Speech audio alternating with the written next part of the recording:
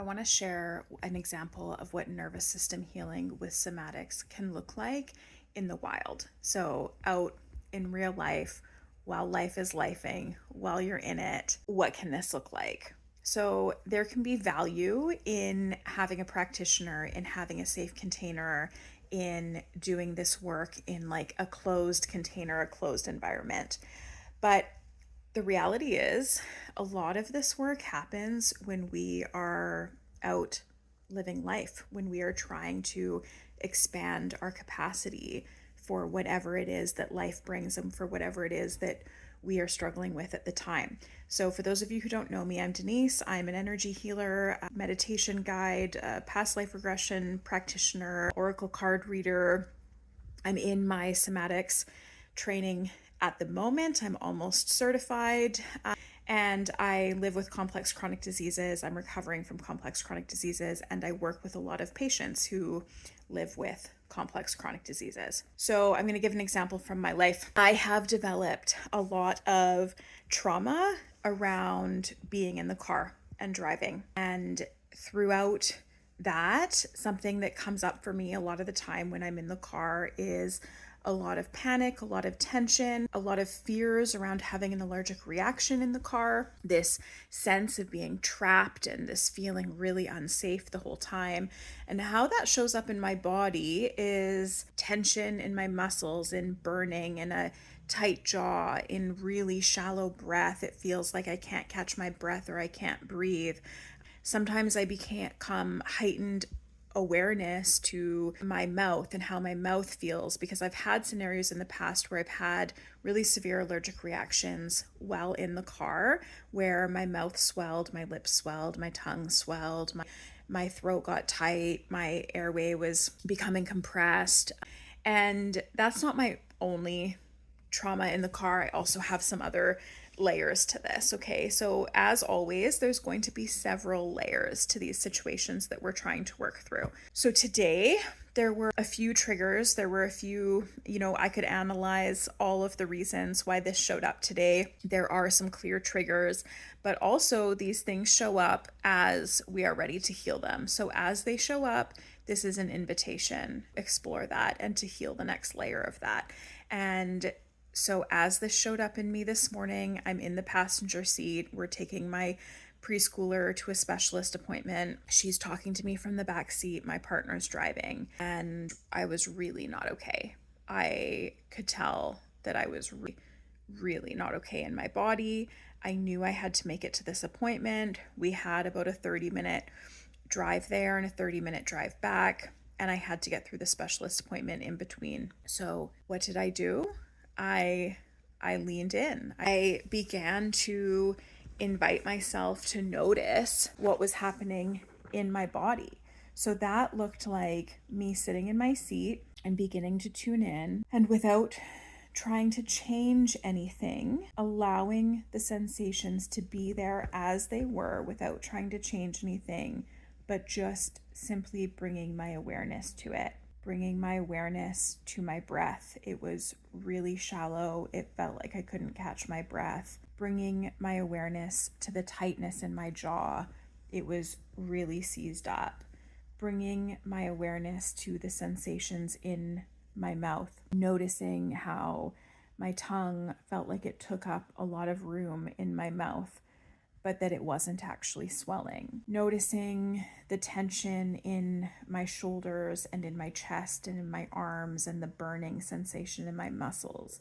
Noticing that my hands were like gripping, and even if they were tight like a fist, they were like frozen out like a tight hand. Noticing all of the different sensations coming up in my body. And then from there, I went into resourcing. And now, really, I probably should have started with resourcing, but this is just the order that things went for me today. Resourcing is when we find something that feels safe, and ideally, you would practice with a resource for a period of time consistently, so that resource becomes really well anchored for you before going into anything really deeply traumatic.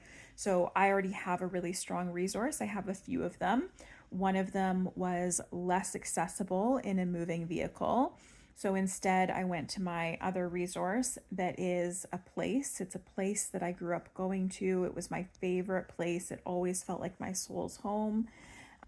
And so I went there in my mind and I could see ocean waves and I could see the beach, the rocks on the beach, and kind of that slate rock and the pebbles. And I could see the cliffs and the clay in the cliffs and the trees coming out of it. And I could see the little island at a distance. And I could see the point where we used to walk. And I could feel the ocean air. And I could feel the salt on my skin. And I could smell the salt, in the air. And I'm bringing that into all of my senses as if I'm actually there. I'm letting my body remember the feeling of safety and freedom as if I'm already there. And so from there, I'm anchored into that resource. And then I let myself come back into my body when I was ready and back into those sensations. And I let myself notice again, where is my breath? How is my tension? Are my muscles still burning? How does my tongue feel in my mouth? Am I gripping my hands? Are they frozen outward? And as I noticed some of these things, especially like in my hands, I noticed I'm really in freeze. I'm really tensed up. My fingers are not moving. They're really tense on my lap like this. And so I just invited myself to just start moving. There's only so much movement we can do when we're in a car. So I shifted my body. I noticed I was sitting off to one side. I wasn't anchored in my hips. I wasn't sitting level. So I shifted that. I slowly started to move my fingers. I invited myself to just notice how it felt to move my fingers. I started to look around slowly, side to side, take everything in, and I started to look for my glimmers. So I started to look for, what am I noticing in the environment around me that I really enjoy? What brings me pleasure about this drive? And so I would look around and I noticed that I really liked the green in the street lights, and I really liked the sky, how it was changing from purples and oranges of the sun, more blue of daylight. And I noticed the fog on the fields and the texture, and the sun glimmering on the blades of grass and the trees in like all of that dew, because where I live, we're in fall season. And so we were out pretty early this morning for this appointment. So everything is still foggy and it's dewy and it's fresh. And so I noticed the light bouncing off of different buildings and off of different windows, and the reflections, and what brought me joy in that, and comfort and safety in that. And so while I was resourced enough to actually go into my body and check out those sensations and just observe. And by the way, when I did that, they did start to shift, right? My breath started to become a little bit deeper. My muscles started to ease up a little bit. The burning sensation started to ease. I did have to use the parasympathetic sigh quite a few times, because I'll be honest, before I really deepened into this practice during this drive today, I was really not okay. I was really having a hard time, and I was starting to get a lot of those sensations that I have gotten in the past when I have had severe allergic reactions in the car. And, I could hear my mind starting to go to that place of, am I going to have to am I going to have an allergic reaction? Am I going to need some emergency antihistamines? I've already taken all my antihistamines. Can I take more? All of these different thoughts are starting to go through my mind. And so before I really dropped into my body and dropped into my resource, my breath was really shallow. I was really having a hard time. And so I did have to lean on some other practices like the parasympathetic sigh to support me in coming back into my body and into a bit of a more regulated state, or a state that was like a little bit more tolerable, coming out of that freeze, out of that fight flight. And so yeah, I really hit like every nervous system state on this drive, and doing this process really supported me, not only in getting through the drive, but this is also what helps to heal some of those layers and some of that trauma that is still trapped in my body. These are past survival responses that were never allowed to complete. It wasn't safe to feel them at the time of them happening for several different reasons, mainly survival based. And so that energy is still trapped in my tissues, in my system, and that energy needs to discharge somehow and be felt and be allowed to complete its cycle so that I can let go of it, so that my body can let go of it. So as I'm doing this, my kid in the back seat notices that my body has moved. She asks me, why is my head sitting higher in my seat than it was before? And she's 4.5. And I said to her, oh, because I just shifted in my seat. I changed my position. She asked me why. I said, I'm just having a really hard time right now. And she asked me why, as kids do. And I explained to her, sometimes being in the car is really hard for mom, and this is what I'm doing. And so I started to explain to her the different steps that I was taking and how I was observing my body and the different ways that I was exploring sensation in my body and the ways that I was looking around me and observing things that brought me joy, things that felt like safety, and how I was resourcing into this past place that brings me a lot of comfort and a lot of safety into my body. And not only is that modeling for her and teaching her through that modeling how to do this for herself, but also voicing it out loud really brought in an extra layer to this process for me and to this healing, and was really brought a lot of peace and a lot of safety. And what I was able to observe was that we got to the doctor's appointment right at the time that I was finishing explaining to her this process and modeling to her what I was doing, speaking it out loud as I was doing it. And when we got back into the car after the appointment, all of that fear was gone. So that's not to say that every time I get in the car again, I'm never going to experience this again, right? But it is to say that I got to now experience a 25-30 minute drive home where I felt safe the entire time. So then what I did was I spent that drive really noticing the safety, noticing how my body felt, noticing the things around me that brought me joy, noticing the fog and the dew and the trees and the grass and the sun and the glimmers, noticing the sensations in my body. So when we're noticing sensations in our body, this isn't only about noticing the stuff that doesn't feel good, right?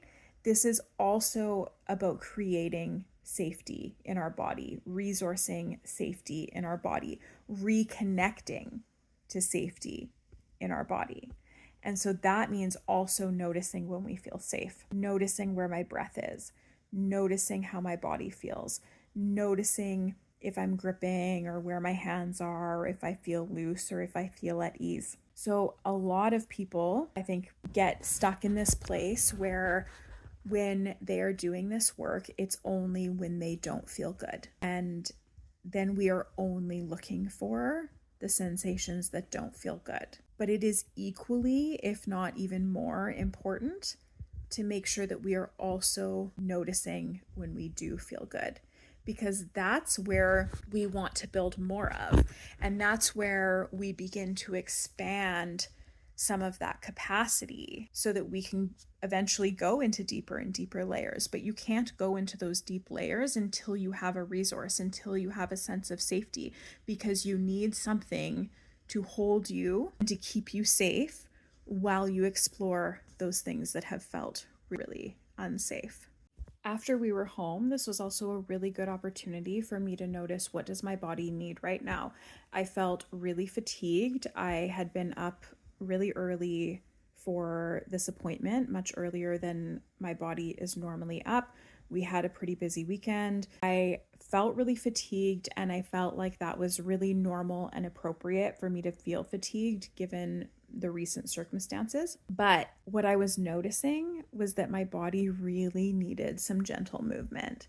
It really was asking for, within this fatigue, to allow myself to discharge some of that energy and that was just processed in the car that couldn't be moved through when I'm sitting and stuck in a car. And so I actually just went for like a really nice short walk, which that in itself, by the way, for those of you who are new here, I was in a wheelchair up until a few months ago, not permanent. I was ambulatory, but I relied on a wheelchair for any kind of walking, even short distances for the last few years up until a few months ago. So for me to notice that level of fatigue, and within that fatigue, my body was actually asking for movement, not more stillness. And then to be able to take that action step by finding a nice little spot for a walk and going to somewhere that was going to bring me a lot of pleasure visually and